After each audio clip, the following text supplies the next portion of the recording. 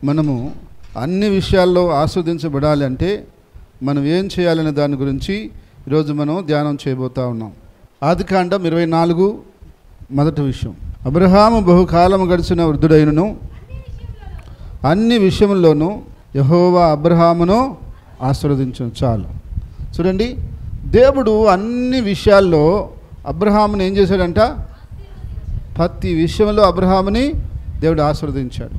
అయితే మనం కూడా అన్ని విషయాల్లో ఆస్వాదించబడాలి అని అంటే మనం ఏం చేయాలో అది మనం తెలుసుకోవాలి, అది మనము జాగ్రత్తగా అనుసరించి నడుచుకోవాలి. దాని గురించి ఈరోజు నేను మీతో మాట్లాడబోతా ఉన్నాను. మొదటి విషయం, మొదటి తెస్సలోనికీయులకు రాసిన పత్రిక 5:18. ప్రతి విషయమందును కృతజ్ఞతాస్తుతులు చెల్లించుడి, ఇలాగూ చేయుట యేసుక్రీస్తునందు మీ విషయంలో దేవుని చిత్తం. ప్రతి విషయంలో దేవుని మనం కృతజ్ఞతలు చెల్లించాలి. ఇది నేను చాలాసార్లు కూడా మీకు చెప్పాను, మళ్ళా కూడా ఈ అంశాన్ని బట్టి చెప్పవలసి వస్తుంది. మనం అన్ని విషయాల్లో ఆస్వాదించబడాలంటే అన్ని విషయాల్లో ప్రతి విషయంలో మనం దేవునికి కృతజ్ఞత చెల్లించాలి, దేవునికి థ్యాంక్స్ చెప్పాలి. అది మనం ఎప్పటికీ మర్చిపోకూడదు. అది మనం మర్చిపోయామంటే మొదట్లోనే మనం తప్పైనట్టు. కాబట్టి ప్రతి విషయంలో మనం దేవునికి ఏం చెప్పాలి? కృతజ్ఞతాస్తుతులు చెప్పాలి, దేవుని స్తుతించాలి, దేవుని గణపరచాలి. ఎందుకంటే దేవుడి సహాయం లేకుండా మనకి ఏది ఎవరు చేయరు. దేవుని చిత్తాన్ని మనము జరిగించే వాళ్ళమైతే ఖచ్చితంగా మనము ప్రతి విషయంలో కృతజ్ఞత చెల్లించడం నేర్చుకోవాలి. తర్వాత రెండో విషయాన్ని చూడండి, ఫిలిప్పు 4:6. ఫిలిప్పు 4:6. దేని గురించి చింతింపకుడు కానీ ప్రతి విషయంలోనూ ప్రార్థనా విజ్ఞాపన చేత కృతజ్ఞతాపూర్వకంగా, అంటే ప్రతి విషయాన్ని కూడా ఏది దాచకుండా దేవుడికి చెప్పాలంట. మనం ఏం చేయాలి? ప్రతి విషయము మనము ఏది మరుగు చేయకుండా ప్రతి విషయాన్ని కూడా దేవుడికి చెప్పేసేయాలి. నా హృదయంలో ఏదైనా ఆలోచన వచ్చినా, ఏదైనా తలంపులు వచ్చినా నేను దాని విషయమై దేవుడికే మొదట చెప్తా. ప్రభువా, నా తలంపు ఇలా ఉంది, నా హృదయం ఇలా ఉన్నాయి, దాని విషయం నీ చిత్తమైతే జరిగించు, చెయ్యి అని చెప్పి ఆయనకే చెప్తాను. ఎందుకంటే దేవుని వాక్యం ఏం చెప్తుంది? ప్రతి విషయంలో దేవుడికి చెప్పాలా, ప్రతిదీ దేవుడికి చెప్పాలి. నువ్వు నీ విషయం ఏదైనా సరే, నీ కుటుంబ విషయం ఏదైనా సరే, నీ బిడ్డల విషయం ఏదైనా సరే, నీ పని విషయం ఏదైనా సరే, నీ ఉద్యోగ విషయం ఏదైనా సరే, నీ వ్యాపార విషయం ఏదైనా సరే, ఏమి జరిగినా సరే, ఏమి వచ్చినా సరే, ఏమి కలిగినా సరే ప్రతిదీ దేవుడికి చెప్పేయాలంతే. హల్లెలూయా. ఎవరు చెప్పాలి? దేవునికి చెప్పాల్సిందే. ప్రతిదీ దేవుడికి చెప్పాలా. దేవునికి నువ్వు చెప్పుడు ద్వారా నీ హృదయంలో సమాధానం వస్తుందంట. నీకు ఏ టెన్షను, ఏ దిగులు, భయం ఉండదు. దేవునికి నువ్వు చెప్పి ప్రార్థించడం ద్వారా నీ హృదయంలో సమాధానం వస్తుందట. అందుకని ప్రతి విషయంలో దేవుని స్తుతించాలి, ప్రతి విషయాన్ని దేవునికి చెప్పాలి. ఏం చేయాలి? అది ఏదైనా కానీ దేవునికి చెప్పాలి. దేవునికి చెప్తే మనకు అనుకూలమైతే దేవుడు చేస్తాడు. ఒకవేళ ప్రతికూలం అంటే ఆగిపోయి కూడా ఆపేస్తాడు. ఏమైంది అప్పుడు? మనకు మేలే జరగనివ్వండి, కీడెందుకు జరగాల? అయితే అలా జరగాలి అంటే మనం దేవుడికి చెప్పాలి. అది ఒక పని చేయబోతున్నా, అది కూడా దేవుడికి చెప్పాలా. ఒక దగ్గర పోవాలనుకున్నా, అది కూడా దేవుడికి చెప్పాలా. ఒక వస్తువు కొనాలనుకున్నా, అది కూడా దేవుడికి చెప్పాలా. ఏదైనా సరే నువ్వు దేవుడికి చెప్పాల్సిందే. ఎవరికి చెప్పాలా? ఎందుకు చెప్పాలని మీరు అంటారు. దేవునికి మనము లెక్క చెప్పాల్సిన వారము. అందుకని ఆయనకు అన్నీ చెప్పాలి. మనం చెప్పకపోతే అది మనమే బాధపడాల్సి వస్తుంది. అందుకని ప్రతి విషయంలో దేవునికి మనం చెప్పాలి, అన్ని విషయంలో మనం ఆస్వాదించబడాలి అంటే. తర్వాత చూడండి, దేవుని వాక్యం చూద్దాం. మూడో విషయాన్ని ఒకసారి చూద్దాం. ఫిలిప్పు 4:12. ప్రతి విషయంలో సంతృప్తి కలిగి ఉండటం నేర్చుకోవాలంట. దినస్థితిలో ఉన్న నెరుగుదును, సంపూర్ణ స్థితిలో ఉన్న నెరుగుదును, ప్రతి విషయంలోనూ అన్ని కార్యముల్లోనూ కడుపు నిండి ఉండుటకును, ఆకలి కొని ఉండుటకును, సమృద్ధి కలిగి ఉండుటకును, లేమిలో ఉండుటకును, ప్రతి విషయంలో సంతృప్తి కలిగి ఉండటము. ఏ పరిస్థితిలో ఉన్నా తృప్తిగా ఉండటం నేర్చుకోవాలి.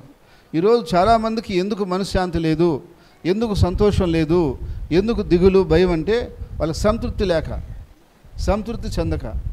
ఎప్పుడు మన హృదయం సంతృప్తి పడదో అప్పుడు మనకు విచారం ఉంటుంది. సంతృప్తి అయిపోయినాం అనుకోండి, ఇంకా అది ఉండదు. అసంతృప్తి ఉన్నందువల్ల మనలో విచారం ఉంటుంది. అయితే అసంతృప్తి ఉండకూడదు అనుకుంటే మనం ఏం చేయాలి? అన్నిటికీ సంతృప్తి పట్టు నేర్చుకోవాలి. ఎక్కువలో మనం ఎట్లా సంతృప్తి పడతాం, తక్కువ వచ్చినప్పుడు సంతృప్తి పడం. కానీ అప్పుడు కూడా అది నేర్చుకోవాలంట. అప్పుడు కూడా సంతృప్తి పడటము నేర్చుకోవాలట. అలా నేర్చుకున్నాం అనుకోండి, ఇక మనకు రోజు సంతృప్తిగానే ఉంటాం. కాబట్టి మనం భయపడాల్సిన అవసరం లేదు, దిగులు పడాల్సిన అవసరం లేదు, విచారపడాల్సిన అవసరం ఉండదు. అందుకని ఈరోజు చాలామందికి ఏం లేదంటే సంతృప్తి లేదు. ఏం లేదు? తృప్తి పట్టంలే. తృప్తి లేని వాడికి ఎప్పుడు మనశ్శాంతి ఉండదు, ఎప్పటికీ మనశ్శాంతి ఉండదు. అందుకని పౌలు ఏం నేర్చుకున్నాడంట? కలిమిలో ఉండటము, లేమిలో ఉండటము, కడుపు నిండి ఉండటము, ఆకలి కొని ఉండటము నేర్చుకున్నాడంట. ఇప్పుడు కడుపు నిన్నప్పుడు తృప్తిగానే ఉంటాంలే, దాని గురించి ఏమని చెప్పలే. ఆకలి కొన్నప్పుడు కూడా తృప్తిగానే ఉండాలి. అదే దైవత్వం. అన్నీ ఉన్నప్పుడు తృప్తిగా ఉంటాం, లేనప్పుడు కూడా మనం తృప్తిగానే ఉండాలి. ఎందుకని? అదే దైవత్వం. అయితే ఈరోజు చాలామందికి అది ఇంకా నేర్చుకోలేదు. కడుపు నిండి ఉంటేనే తృప్తిగా ఉంటారు, సమృద్ధిగా చేతిలో ఉంటేనే తృప్తిగా ఉంటారు. అది లేకపోతే మాత్రము చాలా విచారపడిపోతుంటారు. వాళ్ళకి ఎప్పటికీ సమాధానం రాదు. ఎందుకంటే వాళ్ళకి ఎప్పుడు సంతృప్తి కలగదు కాబట్టి అసమాధానంతోనే జీవిస్తుంటారు. అందుకని ప్రతి విషయంలో మనం ఏం నేర్చుకోవాలంటే తృప్తి పట్టు నేర్చుకోవాలి, సంతృప్తి పట్టు నేర్చుకోవాలి. ఎప్పుడు అది నేర్చుకుంటామో అప్పుడు దేవుడు కూడా సంతోషిస్తాడు. కానీ మనం ఎప్పుడు అసంతృప్తితో, ఎప్పుడు అసహనంతో, ఏదో ఒకటి బాధతోనే చిరాకుపడుతూ అది లేదు ఇది లేదు అనుకుంటూ వాళ్ళని వెళ్ళి తిడుతూ ఉంటే మనం దేవుని సంతోషించడం. కానీ మనం సంతృప్తి పడితే ఎవరినేం అనబల్లా, ఎవరినేం తిట్టబల్లా, ఎవరినేం మాట్లాడబల్లా, మనం సంతోషంగా ఉంటాం. హల్లెలూయా. దేవుడు నాకు ఇంతవరకు ఈరోజు సహాయం చేశాడు అని మనం సంతృప్తి పడితే చాలు, దేవుడు కూడా సంతోషిస్తాడు. కానీ కొంతమందికి ఉంటుందా సంతృప్తి? ఉండనే ఉండటం లేదు. అందుకని వాళ్ళ హృదయం ఎలా ఉంటుంది? విచారంతో ఉంటుంది. కానీ పౌలు అదే చెప్తున్నాడు, నేను నేర్చుకున్నాను.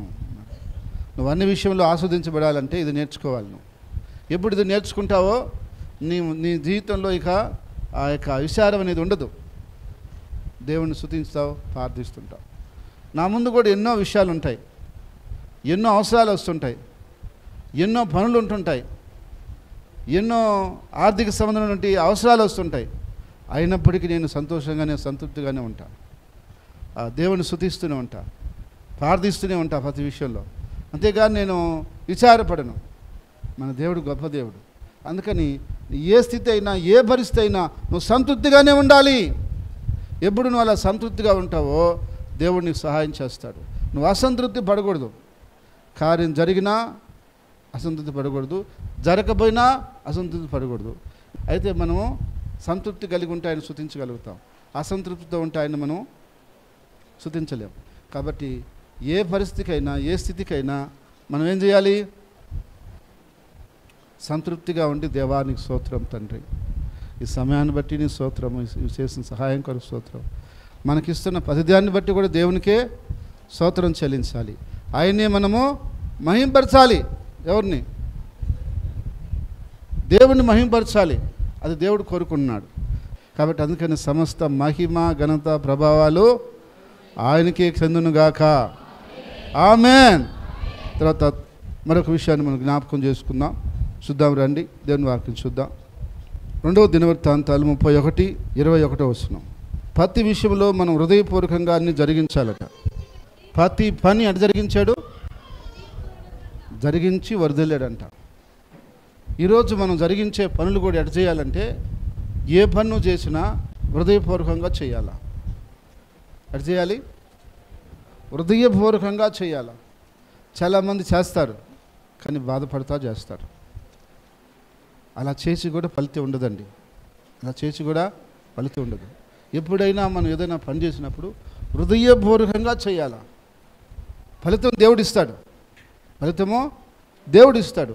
మనం చేసేటప్పుడు శక్తి లోపం లేకుండా ఆ పనిని మనము హృదయపూర్వకంగా చేయాలి. ఇష్టంగా చేస్తే దాన్ని బాగా చేయగలుగుతాం. కష్టంగా చేస్తే దాన్ని బాగా చెయ్యం. నిజమా కాదా? అది ఇష్టపడి చేస్తే అది బ్రహ్మాండంగానే ఉంటుంది. కానీ దేవుని యొక్క వాక్యం ఏం చెప్తుందంటే, మనం చేసే పని ఏదైనా సరే హృదయపూర్వకంగా చేయాలంట. మనం వర్ధిల్లాలంటే భక్తుడు అలాగా చేశాడు కాబట్టి ఆయన అన్ని విషయాల్లో ఏమయ్యాడు? వర్ధిల్లాడు. కాబట్టి ఎవరికి ఏ పని చేసినా, లేక మీకు ఇంటి కొరకు మీరు ఏమైనా చేసుకున్నా, దేవుని కొరకు ఏమైనా చేస్తున్నా, స్వార్థ కొరకు ఏమైనా చేస్తున్నా, అది హృదయపూర్వకంగా చేయాలి. హల్లెలూయా, హల్లెలూయా. ఎట్లా చేయాలి? హృదయపూర్వకంగా చేయాలి మీరు. అంతేకాని మొహమాటం చేసినాము, బలవంతంతో చేసినాము అని అనకూడదు. ఎందుకని? దానివల్ల మనకు ఆశీర్వాదము రాదు. కాబట్టి అందుకని మనం చేసే ప్రతి పని హృదయపూర్వకంగా చేయాలి. చేయలేవా? దాన్ని గమ్మైపో, నేను చేయలేని చెప్పి. అంతేగాని నువ్వు చేస్తూ కూడా హృదయపూర్వకంగా చేయకుండా ఉండకూడదు.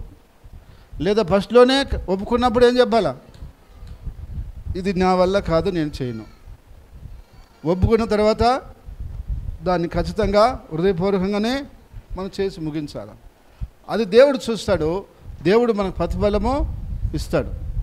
ఇప్పుడు మీరు నన్ను గమనించారో లేదో, నేను ఎవరికైనా ఏ పని మీద వచ్చినా, ఏదైనా కొనియటానికి వెళ్ళినా, ఏదైనా ఒక బిడ్డను మాట్లాడటానికి వెళ్ళినా నా హృదయపూర్వకంగానే చేస్తాను. కానీ 1% కూడా ఇది మన కార్యం కాదులే, మనం దీన్ని అంత ఇంట్రెస్ట్గా చేయబడలేదు అనుకోను. నేను ఎప్పుడు అనుకోను. ఎందుకంటే అది దేవుని యొక్క మాట ప్రకారంగా ఆ పని ఎలా చేయాలి? హృదయపూర్వకంగా చేయాలి. మన వల్ల చేయలేమా? నా వల్ల కాదు అని చెప్పాలా. చేసినామా? హృదయపూర్వకంగా దాన్ని చేయాలి. అయితే దేవుడు అక్కడ మనం చెప్తున్నాడు, ఆయన హృదయపూర్వకంగా అలా చేసి ఏమయ్యాడంట? మళ్ళీ చదవండి అన్నమాట. దేవుని మందిర సేవ విషయమే కానీ ధర్మంతటి విషయమందేమి తాను ఆరంభించిన ప్రతి పని అతడు హృదయపూర్వకంగా జరిగించి వర్ధిల్లెను. ఎలా జరిగించాడంట? హృదయపూర్వకంగా జరిగించి వర్ధిల్లాడంట. కాబట్టి ఈరోజు నువ్వు అన్ని విషయాల్లో వర్ధిల్లాలి అంటే నువ్వు చేస్తున్న పని హృదయపూర్వకంగా చేయాలి. చాలామంది కష్టంతో చేస్తారు, బాధతో చేస్తారు. అలా చేసి కూడా ఫలితం రాదు. ఒకవేళ దేవునికి ఏదైనా ఇవ్వాలన్నా కూడా హృదయపూర్వకంగానే ఇవ్వాలి. దేవునికి ఏదన్నా నువ్వు పని చేయాలన్నా హృదయపూర్వకంగా చేయాలి. ఈ పని చేస్తే మనకు ఎవరు డబ్బులు ఇవ్వరు కదా, మనం ఎందుకు ఈ పని కష్టపడి చేయాలనుకోకూడదు. మనుషుల దగ్గర డబ్బులు మనకు రాకపోయినా దేవుడు ఇంకో రూపంలో ఇస్తాడు. లేదు మనం కష్టపడి మనం బాధపడి చేసామనుకోండి, అది మనకు నష్టమే, చేసి కూడా నష్టమే. కయ్యను అర్పణ ఇచ్చాడు, ఏబేలు అర్పణ ఇచ్చాడు. కయ్యను అర్పణ ఏమైంది? దేవుడు తీసుకోవాలి, అంగీకరించలేదు. ఈటానికి ఇచ్చాడు కదా, దేవుడు తీసుకోలేదు, అంగీకరించలేదు. ఆశీర్వాదం రాలేదు. లాస్ట్కి శాపం తెచ్చుకున్నాడు తన మీద తాను. తన తమ్ముడే హెచ్చించబడుతున్నాడని, ప్రశంసించబడుతున్నాడని వరవలేక తమ్ముడిని చంపేసి శాపం తెచ్చుకున్నాడు. కాబట్టి ఎప్పుడు మనం అలా ఆలోచించకూడదు. మనకి ఏ పని చేయాల్సి వచ్చినా, ఏది చేయాల్సి వచ్చినా హృదయపూర్వకంగా మనం చేయాలంతే. అలా చేసినామంటే దేవుడు మనల్ని వర్ధులు చేస్తాడు. తర్వాత మాటను కూడా మనం చూద్దాం. 1 సమూయేలు 18-14. ప్రతి విషయంలో ఎలా ప్రవర్తించాడంటే ఆయన మన ప్రవర్తన విషయంలో కూడా చాలా సుబుద్ధిగా ప్రవర్తించాలి, చాలా తెలివిగాను యథార్థంగాను నడుచుకోవాలి. మన ప్రవర్తన విషయంలో యథార్థంగా ప్రవర్తించాలి. ఈరోజు ఎలా ప్రవర్తిస్తున్నారు? భర్త ముందు ఒక విధంగా, భర్త లేనప్పుడు ఒక విధంగా, తల్లిదండ్రుల ముందు ఒక విధంగా, తల్లిదండ్రులు లేనప్పుడు ఒక విధంగా, భార్య ముందు ఒక విధంగా, భార్య లేనప్పుడు ఒక విధంగా, బయట ఒక విధంగా, లోపల ఒక విధంగా, చర్చిలో ఉన్నప్పుడు ఒక విధంగా, చర్చిలో లేనప్పుడు ఒక విధంగా ఇలా ప్రవర్తిస్తున్నారు. అలా మనం ప్రవర్తించకూడదు. మన ప్రవర్తన ఎలా ఉండాలి? సుబుద్ధిగా ఉండాలి, యథార్థంగా ఉండాలి. మరొక మాట కూడా దేవుడు వాక్యంలో ఏమంటాడంటే మీ ప్రవర్తన యథార్థంగా ఉండాలంటాడు. ఎలా ఉండాలి? యథార్థంగా ఉండాలి. అయితే ఈరోజు ఎంతమంది యథార్థంగా ఉన్నారు అంటే చాలామంది యథార్థంగా ప్రవర్తించడం లేదు. వాళ్ళ ప్రవర్తనలో తేడా కనిపిస్తుంది. యథార్థంగా ప్రవర్తించే వాళ్ళు మనకు తెలుస్తారు, యథార్థంగా ప్రవర్తించిన వారు కూడా మనకు తెలుస్తారు. కానీ మన దేవుడికి ఏం కావాలంటే చూడండి, ప్రసంగి గ్రంథం 7వ అధ్యాయం 29వ వచనం. ఇది ఒకటి మాత్రము నేను కనుగొంటిని, ఏమనగా దేవుడు నరులను యథార్థవంతులుగా పుట్టించును కానీ ఈ విధమైన తంత్రములు కల్పించుకొని ఉన్నారు. చూడండి, దేవుడు ఎలా పుట్టించాడు మనుషులందరినీ? అందరినీ యథార్థంగా పుట్టించాడు. ఒక భాష లేదు, ఒక రంగు లేదు, ఒక జాతి లేదు, ఒక దేశం లేదు, ఒక ప్రాంతం లేదు. ప్రతి మానవుణ్ణి దేవుడు పుట్టినప్పుడు యథార్థంగా పుట్టించాడు. అందుకని చిన్నపిల్లల్ని ఏమంటాం? లోకస్తులు ఏమంటారు? దేవుడితో సమానం. ఎందుకో తెలుసా? వాళ్ళు ఏ మోసం ఉండదు, ఏ కపటం ఉండదు, ఏ అబద్ధం ఉండదు. వాళ్ళు యథార్థంగానే ఉంటారు. వాళ్ళు ఏదైనా అడిగేవనుకో యథార్థంగానే చెప్పేస్తారు. ఎందుకంటే ఇప్పుడు వాళ్ళు యథార్థంగా ఉంటారు. అప్పుడు కొద్దిగా పెరిగి తోకలు వస్తాయే, అప్పుడు లోక జ్ఞానం నేర్చుకొని అప్పుడు ఏం చేస్తారు? కపటంగా నడుచుకోవడం నేర్స్తారు. యాడికి పోయేవారంటే నేను యాడికి పోలేదు, ఇక్కడే ఉన్నాను అంటే తప్పించుకునే దానికి. చిన్నప్పుడు అలా చెప్పరు. పెద్ద ఎదులకే ఈ లోక జ్ఞానం తెలుసుకొని తప్పించుకునేది అలవాటు చేసుకొని అబద్ధం చెప్పేదానికి అలవాటు పడతారు. ఎందుకని? యథార్థతలో నుంచి పక్కకి వెళ్ళారు. అది యథార్థంగా ఉన్నప్పుడైతే ఆ మాట చెప్పరు, అది రాదు. అయితే ఈరోజు దేవుడికి ఏం కావాలి అంటే యథార్థంగా ప్రవర్తించే వాళ్ళు కావాలి, యథార్థంగా నడుచుకునే వాళ్ళు కావాలి. 2వ దినవృత్తాంతాలు 16వ అధ్యాయం చూడండి, 9వ వచనం. తన ఎడల యథార్థ హృదయం గలవారిని బలపరచుటకై యెహోవా కనుదృష్టి లోకమందంతటా సంచారము చేయుచున్నది. ఈ విషయమందు నువ్వు మతి తప్పి ప్రవర్తించితివి గనక ఇది మొదలుకొని నీకు యుద్ధములే కలుగును. చూడండి, ఇక్కడ దేవుడు ఏమంటున్నాడు? యథార్థ హృదయులుగా ఈ ప్రవర్తించే వారిని బలపరచాలని లోకమంతా దేవుడు చూస్తున్నాడంట. కానీ ఇక్కడ ఈయన ఆ విషయంలో అలా ప్రవర్తించలేదని చెప్తున్నాడు. కాబట్టి మనం ప్రవర్తించే విషయంలో యథార్థంగా ఉండాలి. యథార్థంగా ఉంటామంటే మాటలో కానీ పనిలో కానీ వాస్తవాన్ని మనము చెప్పాలి, వాస్తవాన్ని మనం కనపరచాలి, నిజాన్ని మనం పలకాలి, నిజం మనం మాట్లాడాలి. అయితే ఈరోజు మనుషులకి ఏమైపోయిందంటే ఆ యథార్థతను కోల్పోయారు కాబట్టి అబద్ధం, మోసం, కపటం నేర్చుకున్నారు. ఆ సమయానికి ఎలా తప్పించుకోవాలా, ఆ సమయానికి ఏదో ఒకటి ఎట చెప్పి బయటపడిపోవాలా అనేది నేర్చుకున్నారు. కానీ అది రేపు ఎప్పుడైనా మనకి ఇబ్బంది వస్తుంది, అది తెలిసినప్పుడు మనం తలదించుకోవాల్సింది అనుకుంటే వాళ్ళు చెప్పరు. కానీ దేవుని వాక్యం ఏం చెప్తుందంటే మనం యథార్థంగా ఉండటం ద్వారా దేవుడు మనల్ని వర్ధల చేస్తాడు. హల్లెలూయా. సామెతల గ్రంథం 2:7 చూడండి. ఆయన ఏం చేస్తాడు? యథార్థంగా ఉండే వారిని వర్ధల చేస్తాడు. యుక్త మార్గము నడుచుకునే వారికి ఆయన కేడంగా ఉంటాడంట. కాబట్టి మనం ఇంట్లో యథార్థంగా ఉండాలి, ఇంట్లో యథార్థంగా ప్రవర్తించాలి, అలాగే పని దగ్గర యథార్థంగా ప్రవర్తించాలి. మనం ఏదైనా ఒడిదుడుకులు వస్తే, ఏదైనా పొరపాటు జరిగితే పొరపాటు అయిందని చెప్పాలా, అంతేగాని మనం దాన్ని కవర్ చేసుకుని దాన్ని ప్రయత్నం చేయకూడదు. ఎందుకంటే తప్పైనప్పుడు తప్పని చెప్పడం ద్వారా మనకి రేపు ఇబ్బంది రాదు. ఇప్పుడు ఇబ్బంది తప్పద్ది, కానీ రేపు ఇబ్బంది వస్తుంది మళ్ళీ, అది నిజమని తెలిసినప్పుడు. అందుకని మనం యథార్థంగా ఉండటం ద్వారా మంచిది. అలాగే ధనం విషయంలో మనం యథార్థంగా ఉండాలి. దేని విషయంలో? ఇప్పుడు మీకు ఒక 1000 రూపాయలు ఎవరైనా ఇచ్చారు, దాన్ని వెళ్ళి అంగటికి వెళ్ళి ఖర్చు పెట్టుకుని రమ్మన్నారు. వచ్చిన తర్వాత ఏం చేయాలి? ఎంత ఖర్చు అయిందో చెప్పి ఇది మిగిలిందని చెప్పాలా.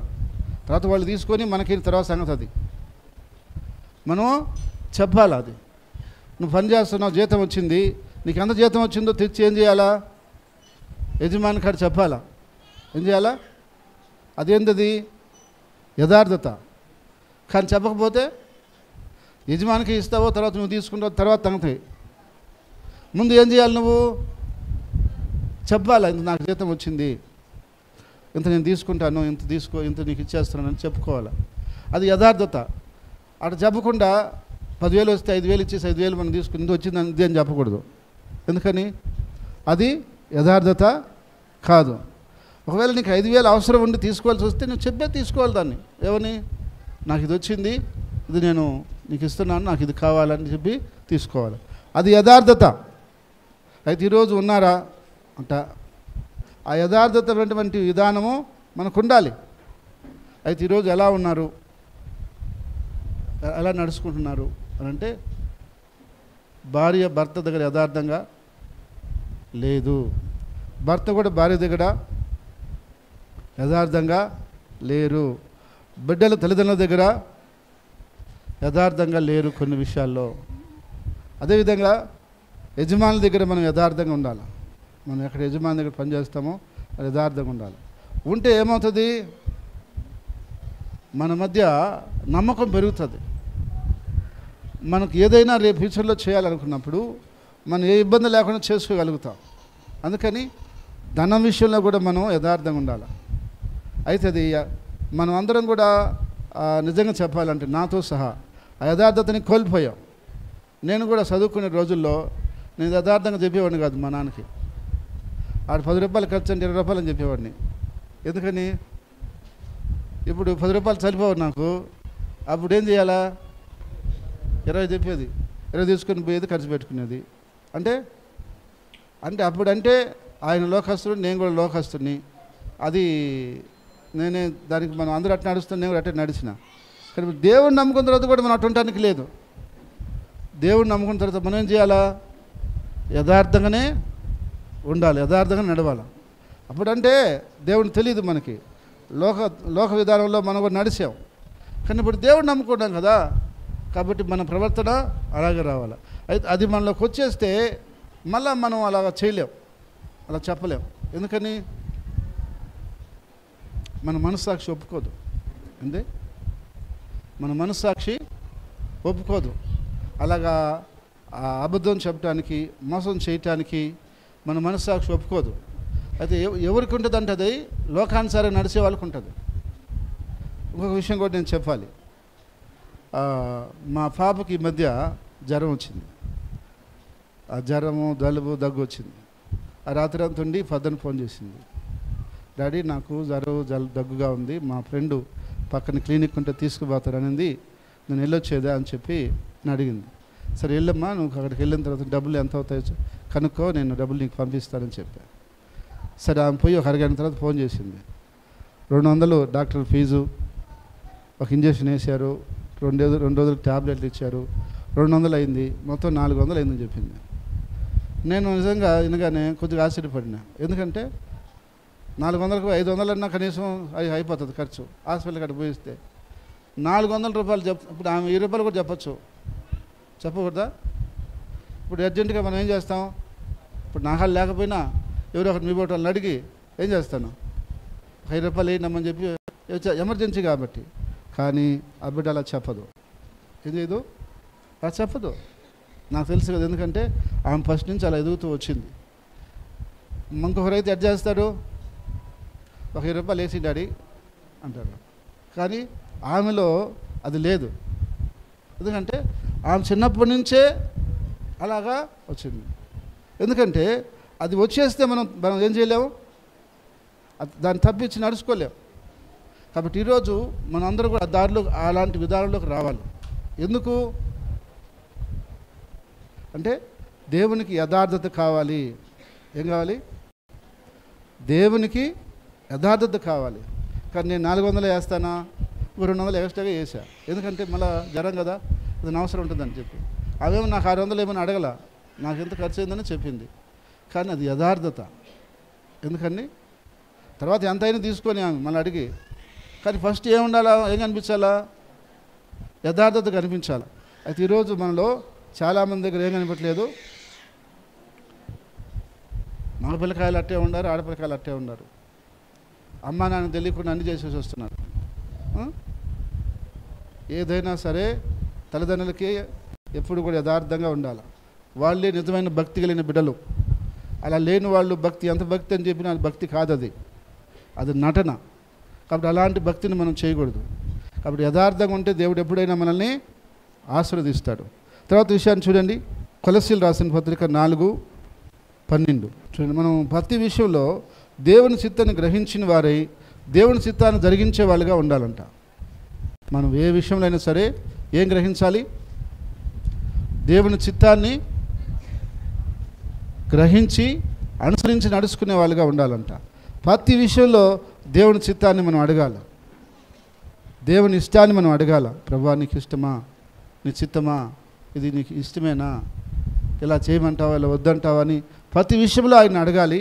ఆయన చిత్తాన్ని మనం గ్రహించాలి, ఆయన చిత్తాన్ని మనము జరిగించాలని దేవుని వాక్యం చెప్తుంది. ఈరోజు చాలామంది అది తెలుసుకోలేకపోతున్నారు. నేను గతంలో కూడా దీని గురించి నేను మీకు చెప్పాను, దేవుని చిత్తం ఎలా తెలుసుకోవాలి అని చెప్పి. కాబట్టి దేవుని చిత్తం అలా తెలుసుకొని ఆ రీతిగా మనం దేవుని చిత్తాన్ని జరిగించడం ద్వారా దేవుని రాజ్యంలో రేపు మనము ఉండగలుగుతాం.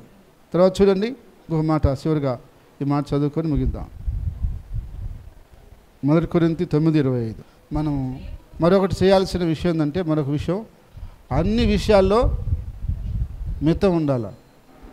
అన్ని విషయాలంటే మాట్లాడే విషయంలో మితం ఉండాలి, తినే విషయంలో మితం ఉండాలి. కొన్ని విషయాల్లో మనం మితం తప్పిపోతుంటాం. ఇప్పుడు ఏమవుద్ది, మనకే ప్రాబ్లం వస్తుంది. ఎక్కువగా మాట్లాడితే దోశ వండక మానదన్నాడు. ఎంతవరకు మాట్లాడాలో అంతవరకే మాట్లాడాలి, అంతకు మించి అదనపరిచిగా మాటలు అవసరం లేదు. అలా మనం మాట్లాడుతూ ఉన్నాం అనుకుంటే ఏదో ఒక దోషం వస్తుంది. అందుకని అన్ని విషయాలు ఎట్లా ఉండాలంట, మితంగా ఉండాలి. ఒక వ్యక్తితో సహవాసం చేసినా ఎంతవరకు చేయాలి, లిమిట్ ఎంతవరకు, అంతవరకే సహవాసం చేయాలి. కొంతమంది ఎట్లా చేస్తారు, ఓవర్ చేసేస్తారు, ఆ తర్వాత మనస్పర్ధలు వస్తాయి, మళ్ళీ తిట్టుకుంటారు, కొట్టుకుంటారు, ఇడిపోతారు. అట్లా ఉండకూడదు. ఒక లిమిట్ ఎంతవరకు, మన స్థాయి ఎంతవరకు, మన లిమిట్ ఎంతవరకు, అంతవరకే మనం పోవాలా. తినాలా, ఎంతవరకు తినాలా, మనకి ఎంత అయితే సరిపోద్దో, మనంతా అరాయించుకోగలమో అంతే తినాలా. అంతేగాని ఓసీగా వచ్చిందని మతం తినకూడదు. తింటే దెబ్బ కొట్టేస్తుంది. చాలాసార్లు జనాలు అలాగే ఇబ్బంది పడుతుంటారు. ఏదో ఉంది ఖాళీగా అని చెప్పి తినేయటం, తర్వాత ఇబ్బంది పడటం. ఒక మితమని దేవుడు ఎందుకు చెప్పాడు, ఆ మితమే. ఇప్పుడు దీంట్లో ఎన్ని నీళ్ళు పడతాయి, 1 లీటర్ అని రాస్తుంది. అగో 1.5 లీటర్ దీంట్లో పోయాలని చూస్తే ఏమవుతుంది. కానీ దీనికి మితం ఎంత, ఇటు పోస్తే దీనికి ఏం ఇబ్బంది లేదు. మనం దీని నిండా పోసుకుని ఎత్తుకొని పోవచ్చు. 2 లీటర్లు కూడా నా కాడ నీళ్ళు ఉన్నాయి, దీనికి పోసేస్తానంటే ఇది పట్టదు. దీని మితం ఎంత, 1 లీటరే. కాబట్టి లీటర్ కన్నా తక్కువ పోసుకుంటే ఇబ్బంది ఏం లేదు. లీటర్ కంటే ఎక్కువ పోయాలని చూడకూడదు. ఎక్కువ పోయాలంటే అజ్ఞానం అది. ఎందుకంటే ఇది పట్టేదే లీటర్ అయినప్పుడు నువ్వు 2 లీటర్లు ఎట్ట పోస్తావు. కాబట్టి మన యొక్క విషయం కూడా మనకు తెలిసి ఉండాలి. మనం ఎంతవరకు లిమిటు, మన పరిస్థితి ఎంత, మనం ఏంది అని ఆ లిమిట్లోనే మనం పోతూ ఉండాలి. ఆ లిమిట్ దాటిందనుకో కథ మారిపోతుంది, మళ్ళీ పరిస్థితులు మారిపోతాయి. అందుకని ప్రతి విషయంలో మన లిమిట్ ఎంతవరకు మనం మాట్లాడాలి, ఎంతవరకు మనం చేయాలి, మన స్థాయి ఏంది, ఆడవరకే మనం పోవాలి. దానికి మించి మనం ప్రవర్తించకూడదు. అలా ప్రవర్తిస్తే మనం ఇబ్బంది పడతాం. అందుకని అన్ని విషయంలో మనం ఎట్టుండాలంట, మితం. ఎక్కడి వరకు మితమో అక్కడి వరకే మితంగా ఉండాలి. అంతకు మించి మనం మితమీరి ప్రవర్తిస్తే అది మనకే దెబ్బ వస్తుంది.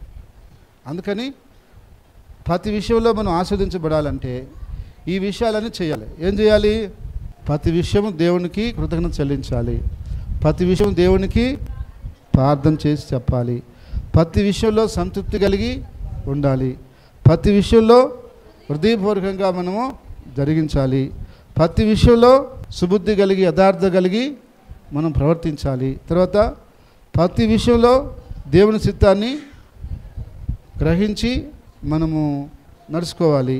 తర్వాత ప్రతి విషయంలో మితంగా ఉండాలి. మితంగా ఉన్నామనుకోండి ఇబ్బంది లేదు. ఆ మితం తప్పిపోతే మనకి ఎప్పటికైనా ఇబ్బంది వస్తుంది.